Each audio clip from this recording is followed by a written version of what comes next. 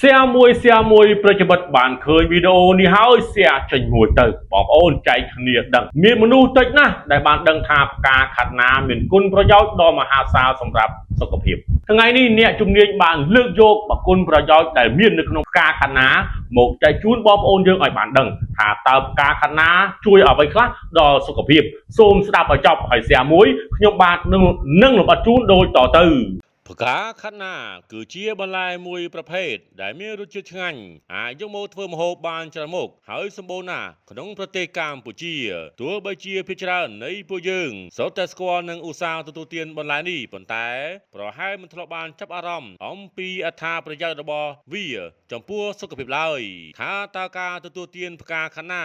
អាចផ្ដល់ផលល្អយ៉ាងណាខ្លះទៅថ្ងៃនេះអ្នកជំនាញបានលើកយកគុណប្រយោជន៍របស់ផ្កាខាត់ណាចំពោះសុខភាពមកចែកជូនបងប្អូនយើងឲ្យបានដឹងដូចតទៅនេះទី1ផ្កាខាត់ណាបង្កើនសុខភាពប្រព័ន្ធរំលាយអាហារនោះក៏ព្រោះតែផ្កាខាត់ណាមានផ្ទុកសម្បូរទៅដោយជាតិសរសៃដែលគ្រប់គ្រងដល់មុខងារប្រព័ន្ធរំលាយអាហារបានយ៉ាងល្អប្រសើរលើពីនេះទៅទៀតផ្កាខាត់ណាក៏ជាប្រភពដ៏ល្អបំផុតមួយនៃសារធាតុក្លូកូរីភេនីនដែលមានប្រសិទ្ធភាពជួយការពារស្រទាប់ក្រពះពីបញ្ហាផ្សេងៗរួមបញ្ចូលទាំងការរលាកនិងដំបៅក្រពះផងដែរទី2ផ្កាខាត់ណាបញ្ចូលសម្ពាធឈាមលក្ខណៈសម្បត្តិប្រឆាំងអុកស៊ីតកម្មនិងប្រឆាំងការរលាកនៃសារធាតុក្លូកូរីភេនីន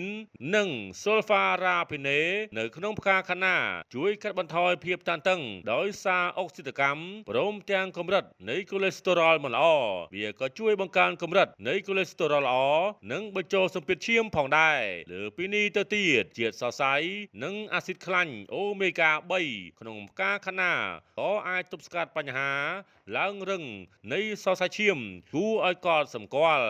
ទី3ផ្កាខាត់ណាទប់ស្កាត់ជំងឺមហារីកផ្កាខាត់ណាមានផ្ទុកសម្បូរទៅដោយសារធាតុដែលជួយប្រយុទ្ធប្រឆាំងកោសិកាមហារីកព្រមទាំងពន្យឺតនិងរារាំងការរីកលូតលាស់ដុំសាច់លើពីនេះទៅទៀតផ្កាខាត់ណាក៏ជាប្រភពនៃសារធាតុដែលជួយកាត់បន្ថយអរម៉ូនហើយជាធម្មតាអរម៉ូននេះនឹងបង្កជាជំងឺមហារីកក្នុងរាងកាយនៅពេលកើនច្រើនលើ